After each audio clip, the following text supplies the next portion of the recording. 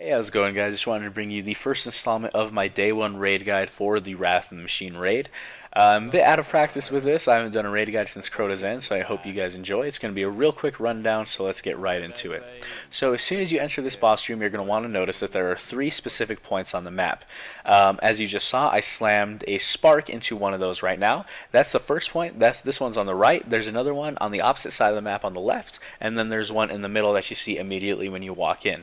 So I'm going to be calling these towers for the sake of keeping it simple.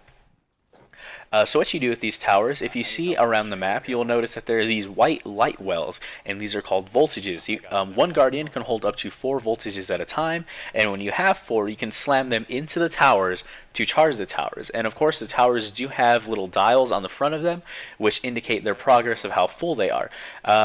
Again, I'm not going to be having any close-ups or anything because this is just really quick, just a rundown, just to help you guys get started if you're having trouble. So what happens is, like I said, you get 4 voltages and you slam them down into the towers. And the way my group had this done was I was the runner. I was the one collecting all of the voltages and my teammates were defending. Ideally, what we wanted to do at first was we had 2 people on the right, 2 people on the left, and 1 person at the front middle tower. So every time I maxed out the towers, as indicated by the dial, they start turning red the closer they get to being full. As soon as you max it out, the tower starts spewing these SIVA clusters. What you do with these SIVA clusters, you throw them at the boss.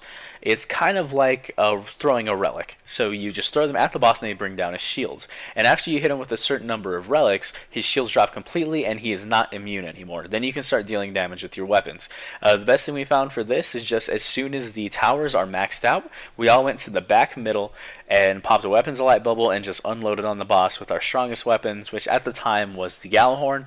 I think some guys were using Sleeper Simulant, or that was later in the raid, but that's basically it for this encounter. It's very short, very easy, and a great introduction. Its light level is at 350, if I'm not mistaken, maybe 360. And it's very simple, very fun, and you can do it if you're underleveled, and it does lead to a chest as soon as you finish this encounter.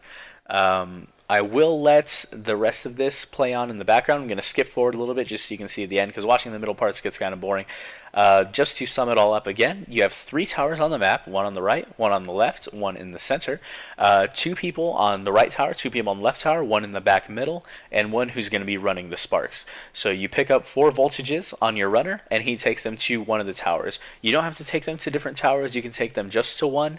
It would be faster, you can do it with more than 1 person getting the voltages, but it's easier if you just have 1 person dedicated to doing it. That way everyone stays alive, the ads are always dead, and you don't really have to worry about it. Real quick, last thing I want to mention, if you notice the time limit on the left side of the screen, when that runs out and you haven't dropped your voltages yet, you will die. And that's basically it, guys. Thank you for watching. I will have part 2 out very soon, and see you again. Thank you.